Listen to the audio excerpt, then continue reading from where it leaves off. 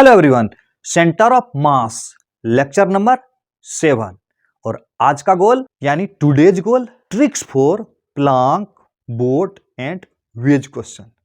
मतलब इसके बारे में बहुत बहुत इंपॉर्टेंट है और सबसे इंपॉर्टेंट ये है कि इस तरह का सवाल एवरेज बच्चे से बनता ही नहीं है, बहुत दिक्कत होता है। और उससे भी इंपॉर्टेंट ये है कि जेई हो या नीट दोनों के लिए बहुत इंपॉर्टेंट है, इसलिए इसको हम लोग ध्यान से समझेंगे। बहुत जगह इसके बारे में बताया हुआ है, लेकिन यहां जो मिलेगा ना एकदम डिफरेंट। अंत में तुम फील करोगे वाओ वाओ वाली फीलिंग जरूर आएगी तुझको। तो समझो ध्यान से, ये क्या है? एक प्लांक है और उस पर एक आदमी खड़ा है। यहां भी एक बोट है, उस पर एक आदमी है। यहां एक स्फीयर है और उसके अंदर एक बॉल है यहां पर सटा हुआ, और यहां एक वेज है, उसके ऊपर एक मास रखा हुआ है। क्वेश्चन में क्या पूछेगा समझो। क्वेश्चन में कहेगा कि अगर ये आदमी प्लांक के इस इंच से इस इंच चला जाएगा तो प्लांक कितना पीछे जाएगा। इस तरह का सवाल हो सकता है। दूसरे तरह का सवाल हो सकता है कि अगर प्लांक के रिस्पेक्ट में आदमी का कुछ वेलोसिटी दे देगा तो बोलेगा प्लांक का रिक्वायर्ड वेलोसिटी कितना होगा। ठीक इसके बदले में यहां बोट दे देगा। इसमें भी वही बात पूछेगा कि अगर मेन बोट के इस इंच से इस इंच चला जाएगा तो बोट कितना पीछे मूव करेगा। या पूछ सकता है कि अगर मेन मूव करेगा v वेलोसिटी से बोट के रिस्पेक्ट में तो बोट का कितना वेलोसिटी होगा। इसमें भी क्वेश्चन आ सकता है। यहां पर देखो, ये स्फीयर है, उसके अंदर बॉल है और कहता है कि बॉल अगर यहां से गिरने छोड़ देंगे, बॉल को थर्र करके नीचे आ जाएगा तो ये कितना इधर मूव करेगा स्फीयर। यहां भी अगर बोलेगा कि इसके रिस्पेक्ट में ये नीचे आ जाएगा तो वेज कितना इधर मूव करेगा। तो बहुत बहुत इंपॉर्टेंट है। अब हम लोग देखेंगे कि इस तरह का सवाल आएगा तो क्या सोचेंगे हम लोग। तो शुरुआत करता हूं। दो बॉडी का सिस्टम है, सब में दो से ज्यादा भी रहेगा तो टेंशन नहीं है। फिलहाल तो दो बॉडी सिस्टम है।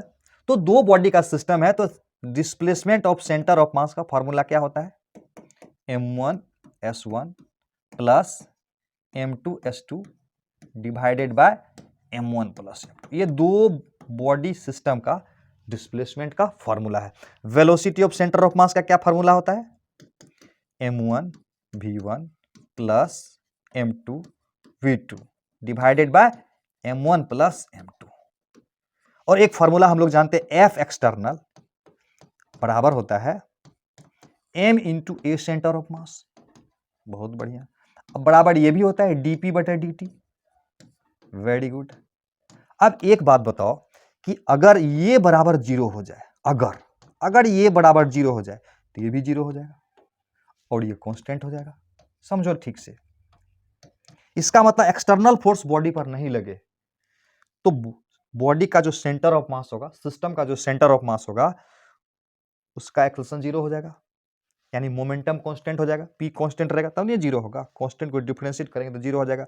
अगर acceleration of centre of mass zero होगा तो वेलोसिटी ऑफ सेंटर ऑफ मास क्या होगा?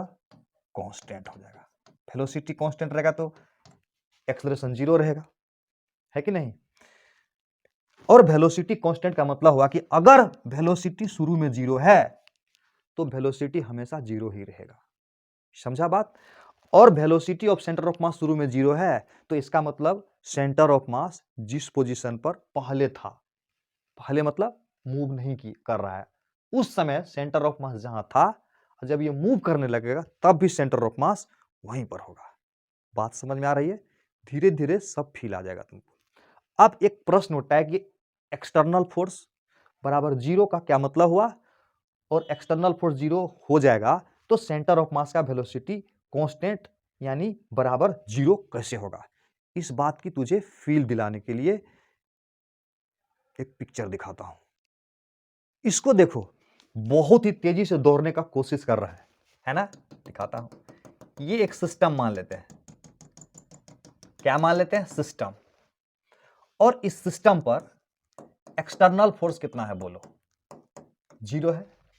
ओ, दौड़ रहा है, वो इंटरनल फोर्स है। खाया पिया जो है ना, शरीर में जो एनर्जी है ना, वो एनर्जी लगा रहा है, इसी से उसका पैर ऐसे ऐसे कर रहा है, यानी इंटरनल एनर्जी के वजह से वो ऐसे ऐसे कर रहा है। लेकिन एक्सटर्नल फोर्स बाहर से नहीं लग रहा है। लग रहा है क्या? नहीं लग रहा है। तो आगे मूव क्यों नहीं कर पा रहा? और ये भी स्मूथ है, ये स्मूथ है, स्मूथ है। इसका मतलब इसके पैर में कोई फ्रिक्शन नहीं लग रहा है। तो इसका मतलब है कि इस आदमी को इधर ले जाने के लिए कोई फोर्स नहीं है, एक्सटर्नल वाला। इसीलिए अगर इसका सेंटर ऑफ मास मैं यहां मानूं तो जहां था वहीं रहेगा, यानी एफ एक्सटर्नल एक्स डायरेक्शन में कितना है, नहीं है। तो इसीलिए velocity of centre of mass x direction में कांस्टेंट रहेगा, सही है। और कांस्टेंट का मतलब अगर शुरू में जीरो है तो हमेशा जीरो ही रहेगा, यानी डिस्प्लेसमेंट ऑफ सेंटर ऑफ मास क्या हो जाएगा, जीरो हो जाएगा। इसीलिए सेंटर ऑफ मास देखो बहुत देर से दौड़ रहा है ना, लेकिन कहीं जा पाया है नहीं। क्लियर हो गया बात। यानी बॉडी को मूव करने के लिए, सिस्टम को मूव करने के लिए एक्सटर्नल फोर्स की जरूरत है। ये जो दौड़ रहा है ना, इंटरनल फोर्स के दिमाग के पास कंट्रोल होता है, वो ऑर्डर करता है मसल्स को और वो एक्टिव हो जाता है, तो हिलने लगता है हाथ पैर। तो वो इंटरनल फोर्स के कारण ये सब एक्टिविटी हो रहा है, और एक्सटर्नल नहीं लग रहा है, इसलिए आगे नहीं जा पा रहा है। फील आ गई। अब इसको अच्छा से आगे समझते हैं हम लोग। अब तुझे इस दो सिचुएशन से पूरा का पूरा कॉन्सेप्ट की फील आ जाएगी। यहां पर और यहां पर दोनों जगह देखो, यहां पर रफ सरफेस पर एक बोट रखा हुआ है। क्या है ये, बोट है। और यहां पर पानी में बोट है। दोनों पर देखो मेन मूव कर रहा है। इस पर अगर मेन चलता है तो बोट पीछे आ रहा है, और इस पर चल रहा है तो बोट पीछे नहीं आ पा रहा है। इसका कारण समझते हो क्या हुआ। इसमें क्या है ना, अगर इसको एक सिस्टम मानूं, मैं इसको अगर एक सिस्टम मानूं, तो इस सिस्टम पर कोई एक्सटर्नल फोर्स है, एक्सटर्नल फोर्स, कोई एक्सटर्नल फोर्स नहीं है। एक्सटर्नल फोर्स इस पर जीरो है। तो एक्सटर्नल फोर्स अगर जीरो है तो सेंटर ऑफ मास का वेलोसिटी कांस्टेंट होगा। सेंटर ऑफ मास का वेलोसिटी कांस्टेंट होगा, यानी अगर सेंटर ऑफ मास शुरू में रेस्ट में है तो बाद में भी सेंटर ऑफ मास रेस्ट पर ही होगा, यानी डिस्प्लेसमेंट ऑफ सेंटर ऑफ मास क्या हो जाएगा, जीरो हो जाएगा। Displacement of centre of mass zero का मतलब समझो, एक बॉल ये है और एक बॉल ये है, मान लेते हैं, ध्यान से समझो। एक बॉल ये है और एक बॉल ये है। अब दोनों का सेंटर ऑफ मास मान लेते हैं यहां पर है। बहुत बढ़िया।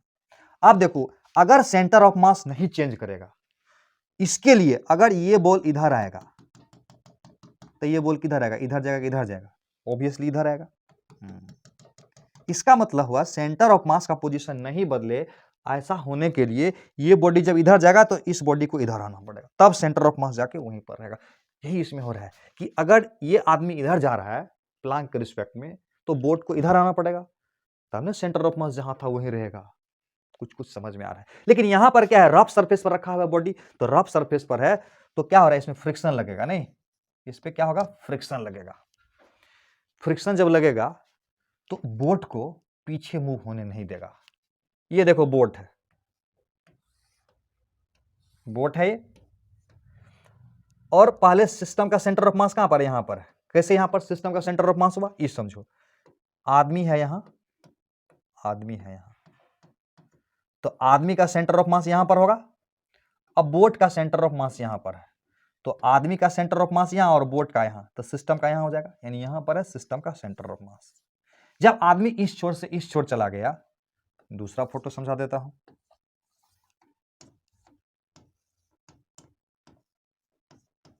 इस छोर पर आ गया आदमी, जब आदमी इस छोर पर आ गया तो प्लांक का सेंटर ऑफ मास यहां पर है और आदमी का सेंटर ऑफ मास यहां है, तो सिस्टम का सेंटर ऑफ मास इसके सामने आ जाएगा, इसके सामने नहीं।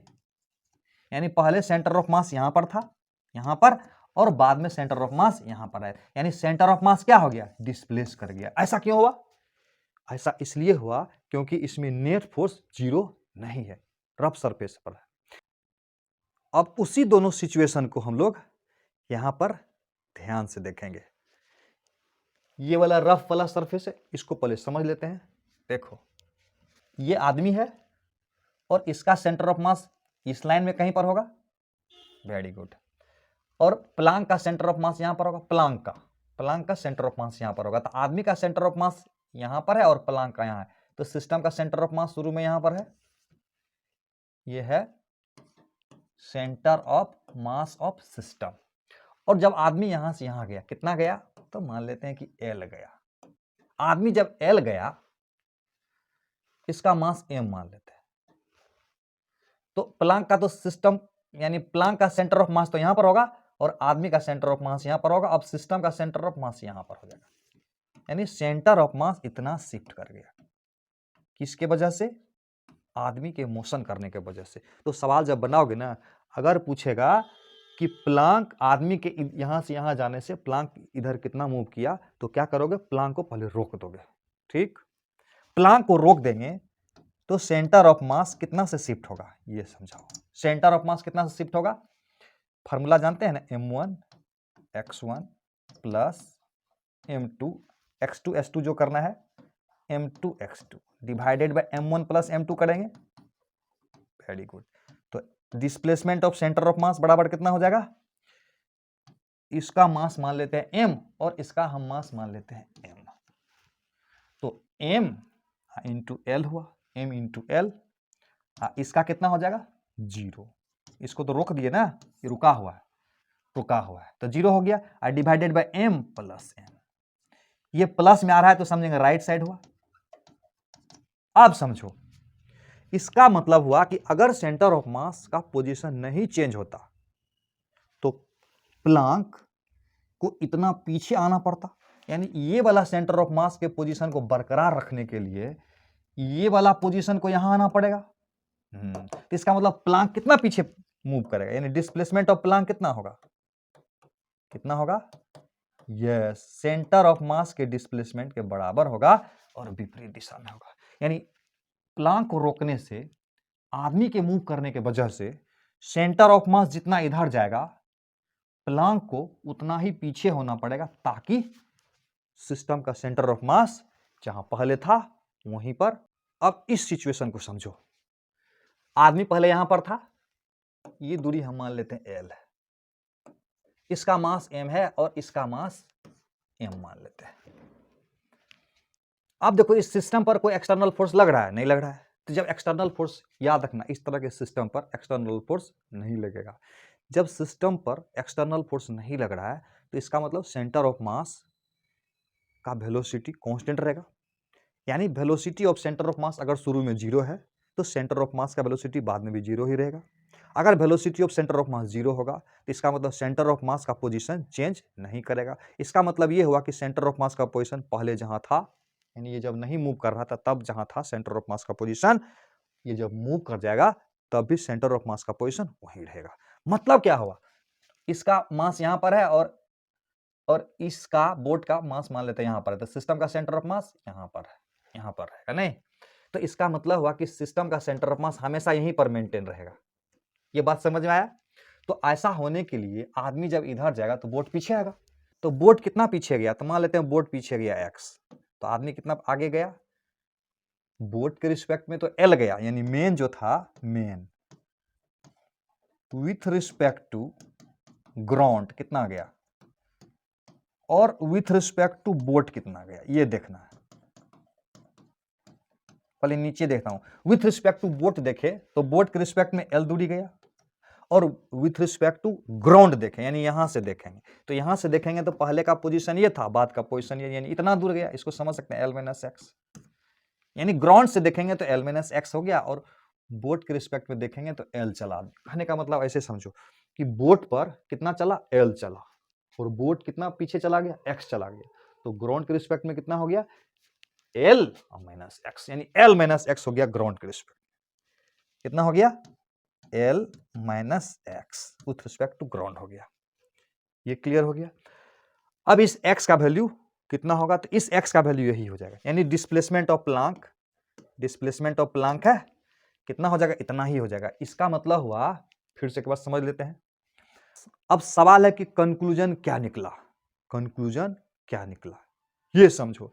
कंक्लूजन यही निकला कि अगर बोट पर आदमी मूव करे या प्लांक पर आदमी मूव करे तो क्या करोगे? और पूछेगा कि बोट कितना मूव किया, तो क्या करोगे? बोट को रेस्ट में मान लोगे, और बोट को रेस्ट में मान के आदमी को चलाओगे, और आदमी के मूव करने के वजह से सेंटर ऑफ मास का जितना डिस्प्लेसमेंट होगा उतना ही डिस्प्लेसमेंट प्लांक का हो जाएगा अपोजिट डायरेक्शन में। ये हुआ फाइनल कंक्लूजन। जब तक सवाल नहीं बनाओगे तब तक फंडा क्लियर नहीं होगा। तो अब एक दो सवाल बना के देखते हैं हम लोग, पूरा का पूरा फंडा क्लियर हो जाएगा। क्वेश्चन बनाने से की पॉइंट समझ में आ जाएगा सवाल का। जैसे यहां देखो, मान लेते हैं ये एक बोट है, सही है, और बोट कहां पर होता है? पानी में होता है, पानी में बोट है। और मान लेते हैं इस बोट का मास है 110 केजी, सही है, और इस बोट पर एक आदमी है, और आदमी जरा सा खाता पीता परिवार का है, 90 केजी का है। ये दूरी मान लेते हैं कि 8 मीटर। सवाल में पूछेगा कि अगर पर्सन इंड ए से इंड बी चला जा रहा है तो बोट कितना इधर मूव करेगा, डिस्प्लेसमेंट ऑफ बोट पूछेगा कितना। तो सवाल को कैसे बनाएंगे? तो बोट को पहले क्या कर लोगे? बोट को क्या करोगे? रोक लो। क्या करेंगे? बोट को रोक लो, बोट को रोक लिया। अब displacement of centre of mass कराएंगे, displacement of centre of mass कराएंगे। बोट को रोक लिया तो ये कितना गया? फॉर्मूला क्या है? m1x1 plus m2x2 divided by m1 plus m2। तो डिस्प्लेसमेंट ऑफ सेंटर ऑफ मास, ये फॉर्मूला बता दिया। चलो इसका कितना है? m1 इतना हुआ। आदमी अगर बोट को अगर रोक देंगे तो बोट के रिस्पेक्ट में आदमी कितना चला? 8 मीटर चला। नीचे कितना होगा? टोटल मास हो जाएगा 90 प्लस 110, सोच समझ के दिए थे, 90 प्लस 110, यानी 90 गुना 8 डिवाइडेड बाय 200। समझ में आ रहा है? ये शून्य शून्य कट गया, 9 है 72, 72 बटा 20, 3.6 मीटर। अब देखो ये प्लस में आया नहीं, प्लस का मतलब हुआ कि सेंटर ऑफ मास का डिस्प्लेसमेंट किधर होगा? राइट होगा, यानी आदमी के यहां से यहां जाने से बोट का सिस्टम का सेंटर ऑफ मास यहां से यहां 3.6 मीटर राइट मूव कर गया। तो इसका मतलब डिस्प्लेसमेंट ऑफ प्लांक कितना हो जाएगा? डिस्प्लेसमेंट ऑफ प्लांक लिखेंगे 3.6 मीटर ही होगा, लेकिन यहां लिख देंगे लेफ्ट। फील आया? फील एकदम बढ़िया से। ये तो एक सवाल हुआ, और सवाल बना के देखते हैं। ये सवाल हम लोगों के सीट में दिया हुआ है एग्जाम्पल नंबर 2 में, इसको हम लोग ध्यान से समझते हैं। क्या है क्वेश्चन? कहता है if C2 and Q2 interchange their position find displacement of centre of मास। ये C2 एंड Q2 कौन है? हाँ, ये C2 एंड Q2 हम लोगों के गेम का मेन हीरो है, यानी हम लोगों के खेल का मेन हीरो है।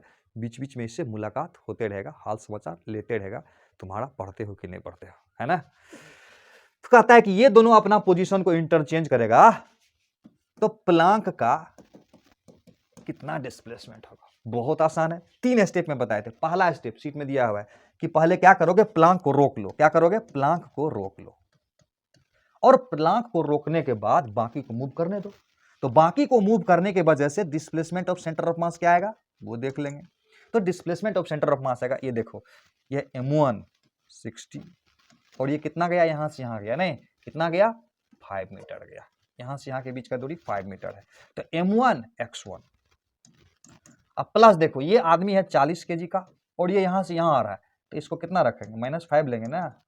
ये इधर से इधर जाएंगे तो प्लस लेंगे, इधर से इधर आएगा तो माइनस लेंगे, डिवाइडेड बाय, ये प्लांक का तो 0 कर दिए। प्लांक का कितना हो गया? प्लांक का डिस्प्लेसमेंट मैंने 0 माना, रोक दिया था ना। अब नीचे में टोटल मास होगा, कितना होगा? m1 plus m2 plus m3, तो सब मिला के कितना हुआ? 300 माइनस 200 डिवाइडेड बाय 500, यानी 1/5 आ जाएगा, 1/5 मीटर। ये प्लस का मतलब राइट साइड हुआ, प्लस मतलब राइट साइड। तो डिस्प्लेसमेंट ऑफ प्लांक कितना हो जाएगा? एस प्लांक, जिसको कि हमें एक्स माना, तो ये हो जाएगा 1/5 मीटर लेफ्ट। क्लियर हो गया? 1/5 मीटर लेफ्ट हो जाएगा। मजा आया? अब देखो कुछ कुछ बात होगा m1 के बारे में। m1 with respect to Planck कितना चला? विथ रिस्पेक्ट टू प्लांक कितना चला? m1 with respect to Planck चला 5 मीटर, नहीं ठीक है। और m1 with respect to ground कितना चला समझना है। विथ रिस्पेक्ट टू ग्राउंड कितना चला? 5 मीटर तो चले थे, 1/5 मीटर तो पीछे आ गया ना, तो कितना हो जाएगा? 5 माइनस 1/5 मीटर। ये कितना हुआ? ये राइट साइड हुआ ना, ये राइट हुआ और ये भी राइट हुआ। आप देखेंगे m2 के बारे में, ये कितना चला, m2 with respect to Planck कितना आया, 5 metre. With respect to plank, concept को समझाने के लिए बता रहा हूं मैं, कितना चला, 5 मीटर चला लेफ्ट। अब विथ रिस्पेक्ट टू ग्राउंड कितना चला, विथ रिस्पेक्ट टू ग्राउंड चला, ये 5 मीटर चला, प्लस 5 1/5 इधर हो गया, तो इसका मतलब 5 प्लस 1/5 मीटर लेफ्ट हो गया। क्लियर हो गया, बहुत आसान है। प्लांक कितना मूव किया ये पूछेगा, तो क्या करोगे, प्लांक को छोड़ दोगे, बाकी को मूव करा दोगे। बाकी को मूव करने के वजह से सेंटर ऑफ मास में जितना डिस्प्लेसमेंट होगा उतना ही डिस्प्लेसमेंट प्लांक का हो जाएगा, लेकिन उसके अपोजिट डायरेक्शन में। और सवाल बनाएंगे ना तो पूरा पूरा मजा आने लगेगा, धीरे धीरे तुम्हारा स्पीड भी बढ़ने लगेगा। नेक्स्ट क्वेश्चन देखते हैं। ये सवाल, ये स्मूथ सरफेस है, स्मूथ है, और ये एक वेज है, ये वेज है, वेज है, और वेज में ये एक स्फेरिकल खांचा बना हुआ है, और यहां पर एक बॉल है, क्या है, बॉल है, और इस बॉल को यहां से छोड़ दिए, इस बॉल का रेडियस है r। तो कहता है ये बॉल जब इसके रिस्पेक्ट में यहां पहुंच जाएगा, कहां, यहां, तो ये इधर कितना मूव करेगा, ये बताना है।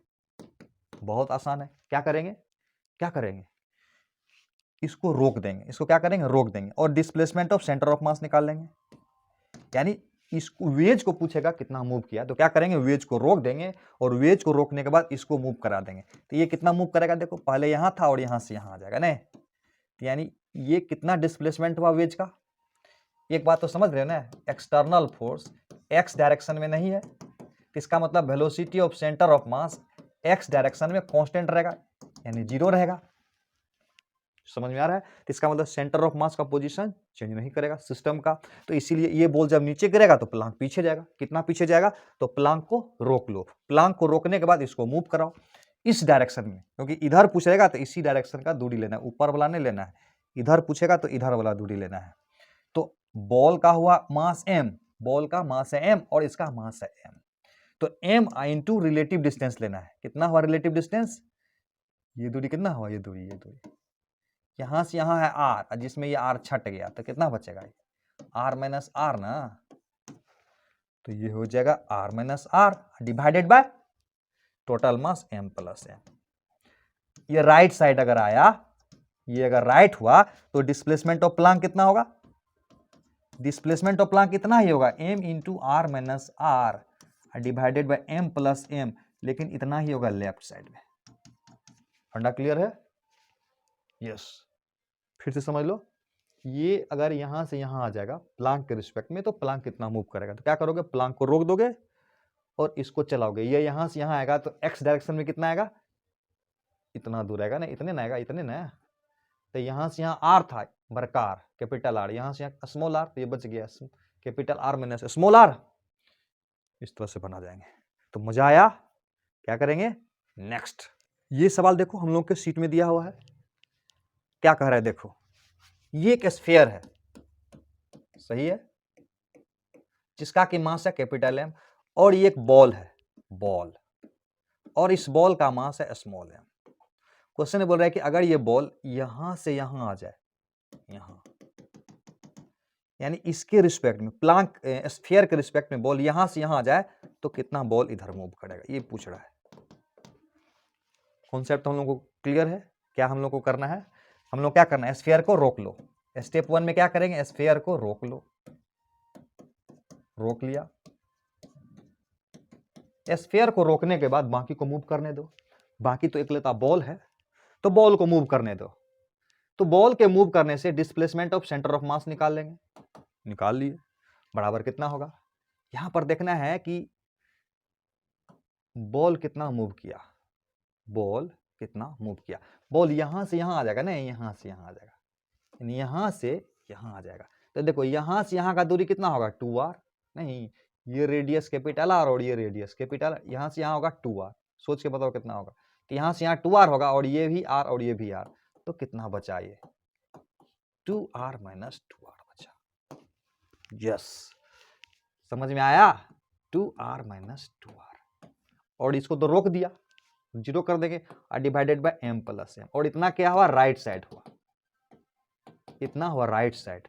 तो डिस्प्लेसमेंट ऑफ स्फीयर कितना होगा, यहाँ एस डिस्प्लेसमेंट को लिए है, तो डिस्प्लेसमेंट ऑफ स्फीयर कितना होगा, इतना ही होगा, m into 2r minus 2r divided by m plus m, लेकिन लेफ्ट साइड में होगा। ये तो हो गया डिस्प्लेसमेंट ऑफ स्फीयर। अब क्वेश्चन में पूछ रहा है विथ रिस्पेक्ट टू ग्राउंड, तो ग्राउंड के रिस्पेक्ट में हुआ है ना, ये किसके रिस्पेक्ट में हुआ, विथ रिस्पेक्ट टू ग्राउंड। और पूछ रहा है बॉल का displacement with respect to sphere, ball का देखो, बॉल का विथ रिस्पेक्ट टू स्फीयर देखना है। तो स्फीयर के रिस्पेक्ट में कितना गया डिस्प्लेसमेंट, यहां से चला और यहां गया, बड़ा आसान है, 2r माइनस 2r हो जाएगा। और विथ रिस्पेक्ट टू ग्राउंड कितना होगा, बताओ बताओ बताओ, ग्राउंड के रिस्पेक्ट में कितना गया, कितना गया बोलो, इतना तो गया स्फीयर के रिस्पेक्ट में, और स्फीयर खुद पीछे आ गया इतना, तो इसको माइनस करना होगा ना, इसको माइनस करना होगा।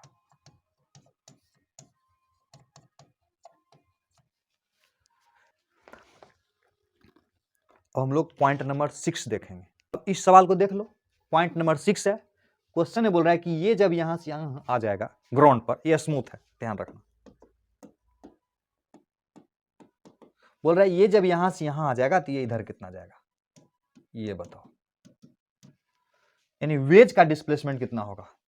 ये एक्स डायरेक्शन है ना, तो एक्स डायरेक्शन में एक्सटर्नल फोर्स लग रहा है क्या, नहीं लग रहा है, तो velocity of centre of mass x direction में क्या होगा, कांस्टेंट होगा।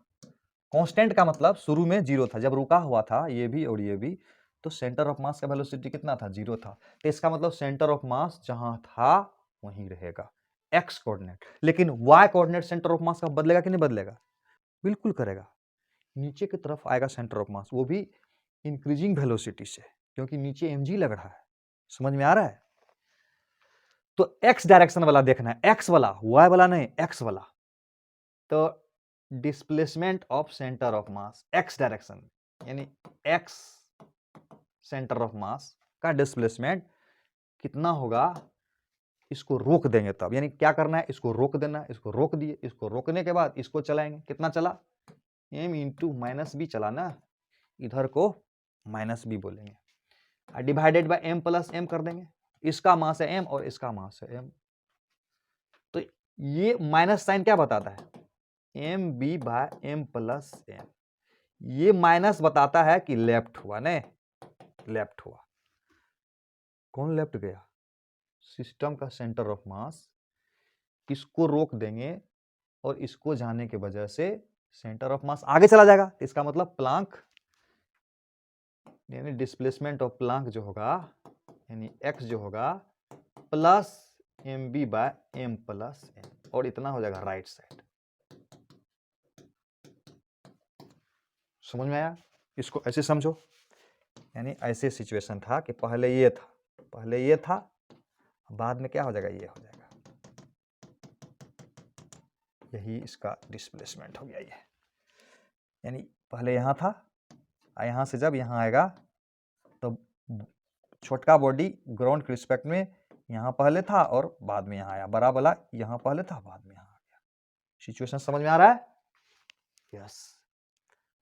अब इस सवाल को बनाओ वीडियो को पॉज करके, यस, देखें तो कितना समझ में आया, विनर वाली फीलिंग आ जाएगी अगर बना जाओगे तो। क्या कर रहा है क्वेश्चन में, बोल रहा है कि ये है किट्टू, ये है सिट्टू बिट्टू किट्टू, बोले थे ना भेंट होगा बार बार, ये यहां आता है और ये यहां आता है और ये कहीं नहीं जाता है, तीनों एक साथ चाय पिएगा, यानी ये यहां से चल के यहां आएगा, ये यहां से चल के यहां आएगा और ये कहीं नहीं चलेगा। तो सवाल में बोल रहा है कि बताओ बोट कितना मूव करेगा। क्वेश्चन समझ में आया, बोट पानी में है, क्लियर है, तो क्या करेंगे हम लोग, बोट को रोक दो, क्या करेंगे, बोट को रोक दो, और बोट को रोकने के बाद बाकी सबको मूव करने दो, और बाकी सबको मूव करने के वजह से डिस्प्लेसमेंट ऑफ सेंटर ऑफ मास निकालेंगे। कितना होगा? देखो m1 x1 यहां से यहां आएगा ना 3 metre, plus m2 x2 m2 और x2 कितना लेंगे? इधर आएगा ना -3 लेंगे। ये यहां से यहां गया और ये यहां से ये कहीं नहीं गया। डिवाइडेड बाय टोटल मास कर लो, 60 प्लस 40 प्लस 50 प्लस 150 कर लोगे तो कितना आएगा?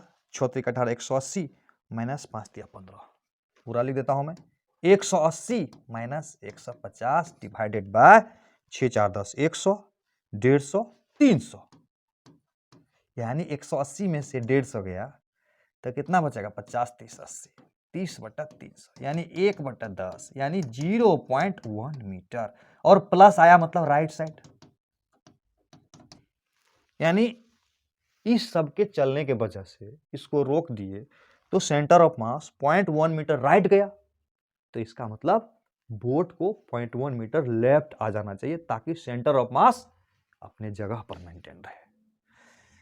तो कितना आंसर आएगा? डिस्प्लेसमेंट ऑफ बोट बराबर 0.1 मीटर मैग्नीट्यूड में, डायरेक्शन में लेफ्ट। बना था? सच्ची? Very good. अच्छा चलो पहले हम लोग कॉन्सेप्ट समझ लेते हैं, तब प्रॉब्लम पर आएंगे। ये क्वेश्चन में क्या कर रहा है कि ये बोट है और बोट तो पानी में होता है, पानी में बालू पड़ रही है, तो कहता है कि C2 अगर बोट के रिस्पेक्ट में u वेलोसिटी से मूव करेगा तो बोट का रिक्वायर्ड वेलोसिटी कितना होगा, ये निकालो। अब देखो इसको अगर हम एक सिस्टम माने, इसको अगर एक सिस्टम मान ले, तो इस सिस्टम पर कोई एक्सटर्नल फोर्स बाहर से लग रहा है? नहीं लग रहा है। यानी बोट प्लस C2 को अगर सिस्टम बोले तो बोट पर पानी के द्वारा भी कोई फोर्स नहीं लग रहा है क्योंकि पानी स्मूथ है, मतलब पानी और बोट के बीच में कोई फ्रिक्शन नहीं है, ऐसा मान के चलना है। तो सिस्टम पर कोई एक्सटर्नल फोर्स नहीं है, तो इसका मतलब C2 भी मूव करेगा, बोट भी मूव करेगा, लेकिन सिस्टम का सेंटर ऑफ मास मूव नहीं करेगा क्योंकि एक्सटर्नल फोर्स 0 है। तो सिस्टम का सेंटर ऑफ मास का वेलोसिटी कांस्टेंट रहेगा, यानी शुरू में अगर सेंटर ऑफ मास का वेलोसिटी 0 है तो बाद में भी 0 ही होगा। क्लियर है? तो सवाल है कि बोट का वेलोसिटी कितना होगा, ये पूछा जा रहा है। तो क्या करना है? जिसका निकालना है उसको रोक देना है। बोट को क्या करना है? रोक दो। क्या करो? बोट को रोक दो। समझो, रोक दिया। जब बोट को रोक दोगे तो बोट को छोड़ के बाकी को मूव कराओ, तो बाकी के मूव करने के वजह से सेंटर ऑफ मास का वेलोसिटी कितना हो जाएगा? m, इसका मास m मान लेते हैं और बोट का मास m है, m into you divided by m plus m। Boat को रोक दिया ना, तो ये है राइट साइड। इसको अगर प्लस मानते हो तो इसका मतलब वेलोसिटी ऑफ बोट कितना हो जाएगा? रिक्वायर्ड वेलोसिटी भी इसको बोलते हैं, वेलोसिटी रिक्वायर्ड कितना होगा? इतना ही होगा, mu m प्लस m, लेकिन होगा लेफ्ट। इसका मतलब अगर इसको प्लस मानेंगे तो मैथमेटिकली इसको माइनस मानेंगे, यानी -mu/m+। बोट का वेलोसिटी पूछेगा कितना हुआ, तो बोट को रोक लो। बोट को रोकने के बाद बाकी को मूव करने दो। बाकी को मूव करने के वजह से सेंटर ऑफ मास का जितना वेलोसिटी होगा, इसका मतलब हुआ कि बोट का वेलोसिटी उतना ही पीछे की तरफ हो जाएगा, अपोजिट में। अब जरा इसको समझ लो। क्वेश्चन में बोल रहा है कि m1 का वेलोसिटी u1 है और m2 का वेलोसिटी u2 है। m1 m2 दो आदमी है, u1 एंड u2 है, क्या है? u1 and u2 are velocity of m1 and m2 man with respect to boat है। ये बात ध्यान में रखना, बोट के रिस्पेक्ट में।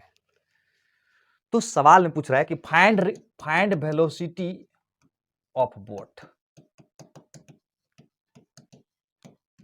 कॉन्सेप्ट क्लियर है?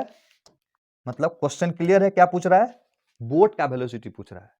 तो क्या करना है, बोट को रोक दो। अब बोट को रोकने के बाद बाकी को मूव कराओ, तो बाकी को मूव करने के वजह से सेंटर ऑफ मास का वेलोसिटी कितना होगा, इसमें क्या कर दिया, बोट को रोक दो, बोट को रोक दो, रोक दो मतलब बोट को रेस्ट में मान लो रफ सरफेस पर, और अब बाकी को मूव करने के वजह से सेंटर ऑफ मास का वेलोसिटी निकाल देना, वही होगा बोट का अपोजिट डायरेक्शन में। तो बड़ा आसान है।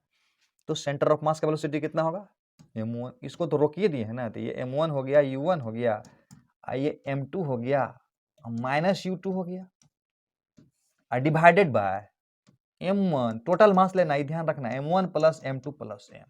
अगर ये राइट होता है, अगर ये राइट होता है तो वेलोसिटी ऑफ बोट बराबर कितना होगा, इतना ही होगा लेफ्ट, यानी m1 u1 minus m2 u2 divided by m1 plus m2 plus m, और इतना हो जाएगा लेफ्ट। अगर ये प्लस आई होगा तो ये माइनस आई हो जाएगा। तो फंडा क्लियर हो रहा है, हो रहा है। तो क्या करेंगे, अगला पॉइंट को समझेंगे। अब इसे ही देख लो,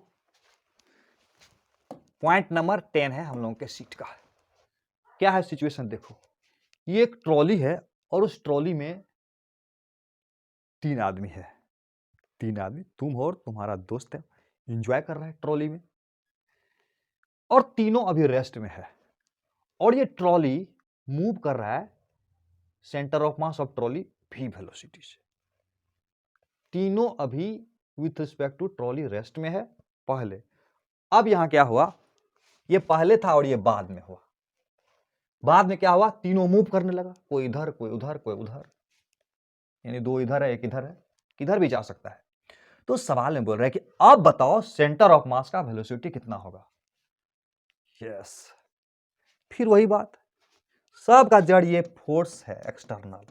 अगर एक्सटर्नल फोर्स 0 हो जाएगा तो एक्सेलरेशन ऑफ सेंटर ऑफ मास 0 हो जाएगा, तो velocity of centre of mass constant हो जाएगा। इसका मतलब शुरू में सेंटर ऑफ मास का वेलोसिटी अगर v है तो बाद में भी v ही रह जाएगा। यही हुआ आंसर। क्लियर हुआ, यस क्लियर हो गया। इसका मतलब हुआ अगर एक्सटर्नल फोर्स नहीं लगेगा तो सेंटर ऑफ मास का वेलोसिटी जितना था उतना ही रहेगा। फंडा क्लियर हो गया। अब हम लोग करेंगे प्रॉब्लम का प्रैक्टिस। तो ये सवाल देखो, पहले सवाल समझ लो, उसके बाद वीडियो को पॉज कर लोगे, खुद से ट्राई करो। क्वेश्चन में क्या कर रहा है, देखो क्वेश्चन में कह रहा है,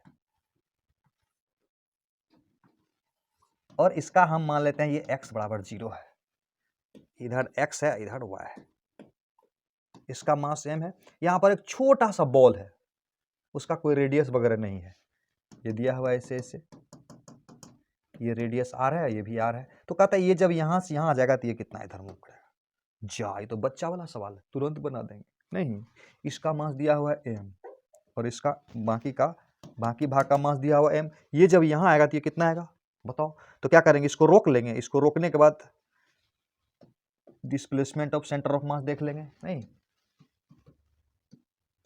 इसको रोक लेंगे और इसको रोकने के बाद डिस्प्लेसमेंट ऑफ सेंटर ऑफ मास देंगे, कितना होगा m, और ये r ही हो जाएगा ना, r, ये दूरी देखना, ये दूरी या समझो ये दूरी m1 इंटू r1, और ये तो रुका हुआ है ना, इसको रोक लिए ना, divided by m plus m। ये अगर राइट साइड आया, ये अगर राइट साइड आया तो क्वेश्चन में क्या कह रहा है, a block of mass m has circular cut with a frictionless surface, frictionless surface पर है as shown in figure. The block शुरू में रेस्ट में है on the horizontal frictionless surface of a fixed table, fixed table का surface पर है। Initially right edge of the box is at x बराबर 0, यानी ये वाला सेक्शन जो है x बराबर 0 पर है। In a coordinate system fixed to the table, table में कोऑर्डिनेट सिस्टम फिक्स है, x एक्सिस इधर, y एक्सिस इधर। ये पॉइंट मास m, ये पॉइंट मास m है, ध्यान देना, is released from rest at the top most point of the path, path का टॉप मोस्ट पॉइंट से रिलीज किया जा रहा है। एंड इट स्लाइड डाउन हो रहा है। When the mass losses contact, जब मास कांटेक्ट को लॉस कर देगा, यहां आएगा तो कांटेक्ट को लॉस कर देगा, find displacement of M. Clear हुआ? क्लियर हो गया। यानी डिस्प्लेसमेंट ऑफ एम कितना हो जाएगा? डिस्प्लेसमेंट ऑफ एम कितना हो जाएगा? इतना ही हो जाएगा। लेफ्ट में माइनस लगाता हूं, चलेगा ना? चलेगा। एम या माइनस छोड़ दोगे तो यहां लिख दोगे लेफ्ट। सही है ना? मजा भी आया? यस। तो अब नेक्स्ट क्वेश्चन करो। अब इसी सवाल को ले लो, तुम बना दोगे तुरंत वीडियो को पॉज करके, पक्का ना? यस। तो बना के दिखाओ। चलो मैं बताता हूं। क्वेश्चन में क्या दिया है? वह एक बोट है, बोट है, और एक है सचिन। कौन है? सचिन। यह है सचिन। दूसरा कौन है? कपिल है। यह है कपिल। यहां का खिलाड़ी बदल गया ना, C2 की 2 बदल दिया, सचिन और कपिल दे दिया। Are sitting at the 2 ends of boat. Boat के 2 इंड पर बैठा हुआ है। At rest in still water. ये पानी में है, शांत जल है। The boat wait 100। बोट का वजन जो है ना 100 kg है। ठीक है भाई। And 3 metre long. ये लंबाई है बोट का 3 metre. Sachin walks down to Kapil. Sachin Kapil के पास चला जाता है और उससे हाथ मिलाता है, हेड शेक कर लेता है। The boat gets displaced. यानी ये बोट कितना डिस्प्लेस करेगा ये पूछ रहा है। बनेगा? क्या करेंगे? इसको रोक लो, इसको रोक लो, ये भी बेचारा रुका हुआ है। इसका मास कितना है? 55 kg है। और इसका मास कितना है? 65 kg। तो बहुत आसान है। इसको रोक लो, ये तो रुका हुआ है, खाली इसको यही मूव कर रहा है ना। तो डिस्प्लेसमेंट ऑफ सेंटर ऑफ मास देख लो क्या होगा। क्या होगा? m1 into x1। x1 कितना है? 3 metre. Sachin walks to down. हाँ, सचिन मूव कर रहा है और ये रुका हुआ है, यानी इसका वेलोसिटी 0 है, यानी इसका डिस्प्लेसमेंट 0 है। और बोट का भी नहीं है कुछ, बोट का भी लिखना है तो लिखो, नहीं तो छोड़ दो। डिवाइडेड बाय टोटल मास कर देंगे। 55 प्लस 100, नहीं 55 प्लस इसका 65 प्लस 100 कितना होता है टोटल? 3 × 5 = 15 और 3 × 5 = 15 1 16 165 आ गया। अब इसका कितना हो जाएगा? 5 × 5 = 10 और 6 × 5 = 11 1 12 प्लस 100। तो कुल मिला के कितना आया? 165 डिवाइडेड बाय 220। कितना आएगा वैल्यू? ये 1 से कम लग रहा है ना? तो 1 से कम तो एक ही ऑप्शन है, कैलकुलेट करने का भी जरूरत नहीं, थोड़ा सा चतुर भी बनना चाहिए। कैलकुलेट करके क्या फायदा? देखो ये 1 से कम है ना, 1 से कम है, तो 1 से कम एक ही ऑप्शन है ना, 0.75। तो लग गया ना टिक। तो इसका मतलब हुआ कि सचिन, यानी इसका मतलब हुआ कि सचिन जब यहां से यहां आएगा तो सिस्टम का सेंटर ऑफ मास इतना शिफ्ट करेगा राइट साइड, नहीं, इसका मतलब इतना ही बोट शिफ्ट करेगा लेफ्ट साइड में। नेक्स्ट क्वेश्चन देखो। अब इस सवाल को बना के देखो। कह रहा है कि नीट 2012 में पूछा हुआ है, कहता है 2 persons of masses 55 kg and 65 kg, वही मास है, respectively are at the opposite end of the boat. यानी बोट के अपोजिट इंड पर है दोनों। The length of boat is 3 metre और उसका जो वेट है ना 100 kg है। सही बात है। तो कहता है अगर 55 kg man, if the 55 kg man walks to the 65 kg man and sits with him, ठीक, if the boat is in still water, the centre of mass of the system shift by. यहां क्या कर रहा है? Centre of mass of system shift by, system का। ये तो NEET वाला लगता है, मजाक कर लिया तुम लोगों से। सिस्टम का सेंटर ऑफ मास कितना से शिफ्ट करेगा? यस, 0 से, क्योंकि कोई एक्सटर्नल फोर्स तो लग नहीं रहा है। सिस्टम का पूछ रहा था, बोट का नहीं पूछ रहा था। यस, यही तो मार खा गया इंडिया। क्लियर हो गया ना? इसका मतलब हुआ कि सिस्टम पर अगर एक्सटर्नल फोर्स नहीं लगेगा तो सिस्टम का वेलोसिटी जितना था शुरू में उतना ही बना हुआ रहेगा। इसमें क्या कहानी है समझ में आया? देखो ऐसे था, ये है बोट और यहाँ पर है एक आदमी और यहाँ पर है एक आदमी। सवाल वही है नहीं, ओलंपियाड वाला। अरे ओलंपियाड वाला ही सवाल है नीट 2012 में, लेकिन सब कुछ वही था, लेकिन पूछ दिया उसमें से कुछ अलग बात। सिस्टम का शिफ्टिंग पूछ रहा था। ये यहाँ से यहाँ जा रहा है और इसके पास जाके बैठ जाएगा। जब ये इसके पास जाके बैठ जाएगा तो बोलता है कि सिस्टम हुआ ना, ये सिस्टम का सेंटर ऑफ मास कितना शिफ्ट करेगा। यानी इसका भी मोशन होगा, इसका भी मोशन होगा, बोट का भी मोशन होगा, लेकिन सिस्टम का सेंटर ऑफ मास का मोशन नहीं होगा। मजा आया? तो अगला सवाल देखो। अब इस सवाल में वीडियो को पॉज करके खुद से ट्राई करो। क्वेश्चन में क्या बोल रहा है? ये एक ट्रॉली है और इसका वजन है 320 केजी। ट्रॉली पर एक आदमी है जो 1 मीटर पर सेकंड से 4 सेकंड तक चल रहा है। तो 1 मीटर पर सेकंड से 4 सेकंड तक चलेगा तो ट्रॉली पर कहां पहुंच जाएगा? ट्रॉली के रिस्पेक्ट में तो कितना डिस्प्लेसमेंट हो गया? 4 मीटर हो जाएगा। नहीं, ये डिस्प्लेसमेंट जो मेन का हो गया ना, ट्रॉली पर 4 मीटर हो जाएगा। 1 मीटर पर सेकंड से 4 सेकंड तक चलेगा तो 4 मीटर डिस्प्लेसमेंट हो जाएगा। तो ये तो ट्रॉली पर ना 4 मीटर हुआ, तो कहता है कि रिलेटिव टू ग्राउंड क्या होगा? तो ये तो आंसर 4 से कम होगा, ये वाला तो होगा नहीं, ये वाला तो होगा नहीं, इसी में से कुछ होगा, क्योंकि आदमी जब यहां जाएगा तो ट्रॉली भी तो पीछे आएगा। तो ट्रॉली कितना पीछे आएगा उसको हटा देंगे 4 मीटर में से, तो आंसर आ जाएगा। तो ट्रॉली का डिस्प्लेसमेंट कितना होगा? तो डिस्प्लेसमेंट ऑफ सेंटर ऑफ मास निकाल देंगे, कितना हो जा रहा है? तो m1 into x1 divided by trolley को रोक के आदमी को मूव कराएंगे तो सेंटर ऑफ मास कितना जाएगा? m1 into x1 divided by m1 plus m2 बराबर 8 चौका 32, 8 32 8 40, 400 हो गया। इज इक्वल टू कितना हो गया? 8 चौका 32, 8 पंचे 40, 0.8 मीटर आया। तो 0.8 मीटर ये ट्रॉली गया नहीं, ये गया 0.8 मीटर पीछे। तो मेन ही है ना, man with respect to ground क्या होगा? तो गया था तो बेचारा 4 मीटर, अब 0.8 इधर आ गया तो कितना बचा? 3.2 बच गया। क्लियर हो गया? समझ में आ रहा है? बल्ले बल्ले। नेक्स्ट देखो, ये सवाल देखो, आईआईटी एडवांस 1996 का है। क्या कह रहा है क्वेश्चन में? देखो ये वाला का जो मास है ना, सिचुएशन समझो, एक ये है और इसके अंदर एक ये है। इस छोटा वाला का मास m है और ये बड़ा वाला का मास 4m है। छोटा वाला का रेडियस r है और बड़ा वाला का रेडियस 6r है, बड़ा वाला का। और इसका जो सेंटर है ना, सेंटर का x कोऑर्डिनेट l है और y कोऑर्डिनेट 0 है। सही है। अब क्वेश्चन में बोल रहा है कि ये जब यहां से यहां आ जाएगा तो सेंटर ऑफ मास का कोऑर्डिनेट क्या होगा? क्या पूछ रहा है?